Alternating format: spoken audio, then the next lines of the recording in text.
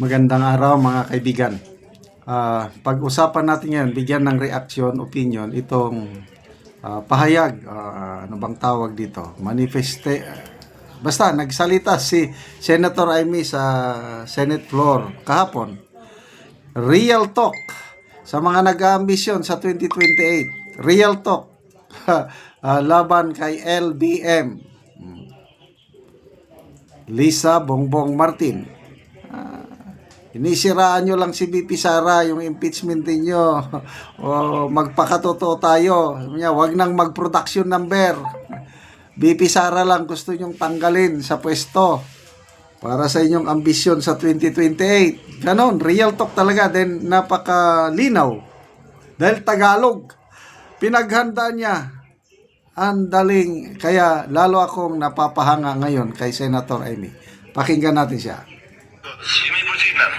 Yes, maraming salamat sa ating presiding officer. Sang-ayon po ako sa motion ni Senator Judge De La Rosa at Senator Judge Cayetano. Basta't maliwanag na ititigil ang proseso hanggat di natutupad ang dalawang kondisyon na sinaad ng ating amendment. Ang sabi, accountability? Accountability ba talaga? May dalawang SKL ako dyan. SKL. Una, SKL, share ko lang na si VP Inday Sara ay sinampahan ng kaso sa Komisyon ng Audit, ang COA, sinampahan ng kaso sa Supreme Court, sinampahan ng kaso sa iba't iba pang korte, sinampahan ng kaso ng Department of Justice, pati na rin ng PNP, at sinampahan ng kaso ng disbarment. At kanina lamang, may panibagong isasampang 612 million na namang confidential fund ng OVP at ng Department of Education.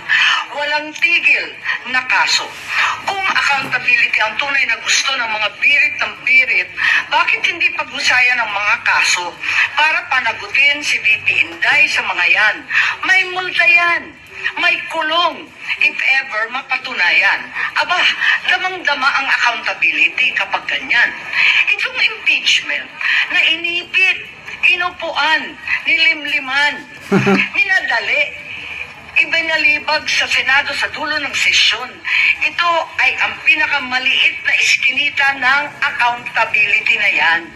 Itong ipinipilit na impeachment, aminin man nila o hindi, ay para lamang manira ng imahe ng isang publiko at walang uuwian, kundi pag-disqualify kay VP Inday Sara para sa eleksyon ng 2028. Yun lamang ito. Pinahihirapan pa natin ang ating mga sarili. Alam naman nating lahat, tayo at ang sambayanan, hindi accountability ito. Tungkol ito sa pagpigil kay VP Inday Sara para sa 2028. Huwag na tayo mag-production number. Yan ang gustong puntiryahin. Kaya ang pangalawa kong SKL, ikalawa SKL, saan ka lulugar? Kapag umuo ka sa pagpatuloy ng impeachment, magpadala ka sa mga ambisyoso ng 2028. Kapag pinadismiss o pinaremad mo naman, sasabihan kang pinoprotektahan mo si Inday. SKL, saan ka lulugar? Ako sa tama. Magpakatotoo tayo, mga kapatid na hukom at senador.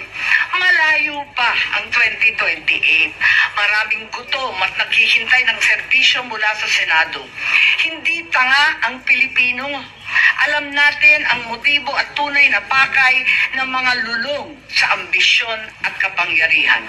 Maraming salamat po. Galing, no? Alam natin ang tunay na motibo ng mga lulong sa kapangyarihan. No? Sinong pinapasaringan? Bahala na tayo. Bahala na kayo. Sino yung gustong matanggal si BP Sara para hindi na siya makakandidato sa 2028? Yan man.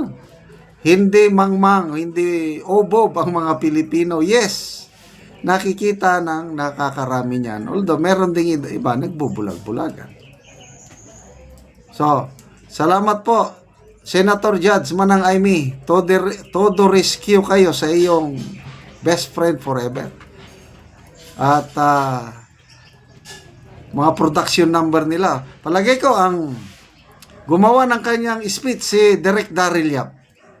SKL, mahilig yung mga ganyan. Yung SKL, share ko lang. SKL, saan ka lulugar? Ang galing. So, round 1, panalo po si BP Inday Sara. Kasi, mapapatagal ang ang mga kongresista, hindi pa mahagilap kung anong gagawin nila. Puro sila reklamo, unconstitutional, unconstitutional, ganun lang. Sino yung mga Representative Zamora, nagsabi, unconstitutional, Congressman Defensor, ganun din. Congresswoman-elect Leila de Lima, galit na galit, mga walang hiya. Ano ito, korte o kulto? Ano ba? Nagbutuhan na nga. So, bakit hindi nyo matanggap ang collective decision ng Senado? 18-5. So, ano yung 18 senators? Mga tanga? Hindi nag-iisip? May mga abogado rin yan. May mga abogado. Si Senator Bato nga, kahit hindi siya abogado, kailang nilampaso niya ang bar top na chair. Oh, basically, ang labanan dyan is Cayetano, Bato versus Coco and Risa. Yan ang labanan. Oh, sinong nanaig? Di panalo si Bato, panalo si Cayetano. Kaya, maraming umiiyak ngayon. Oh, it's crying time right now for yellow kakampis. I can see that far away look in their eyes. I can tell by the way they speak in public that it's long before it will reach crying time.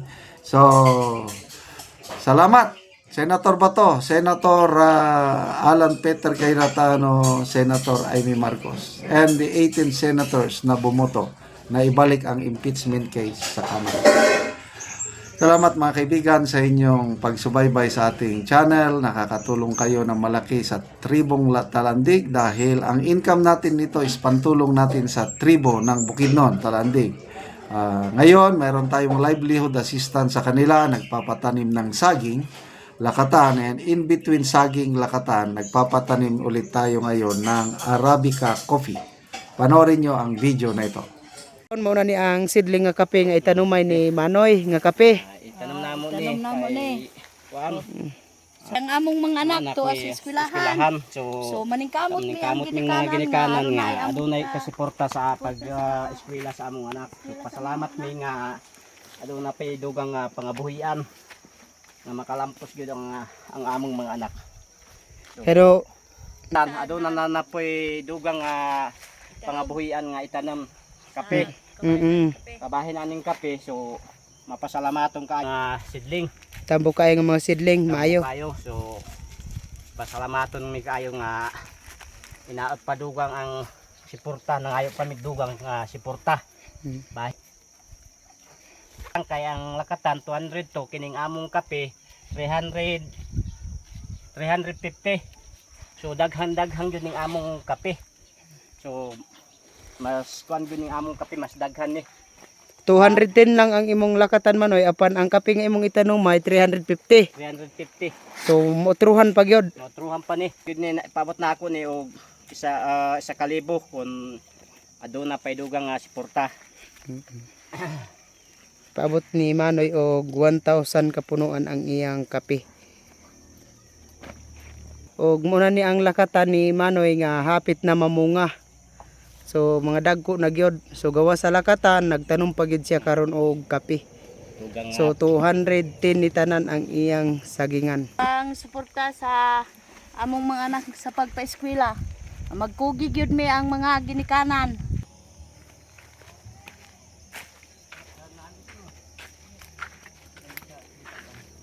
kape nga tinanom ni Manoy. At sa Ginoo o sa nagtanaw sa video sa pagsuporta. Salamat.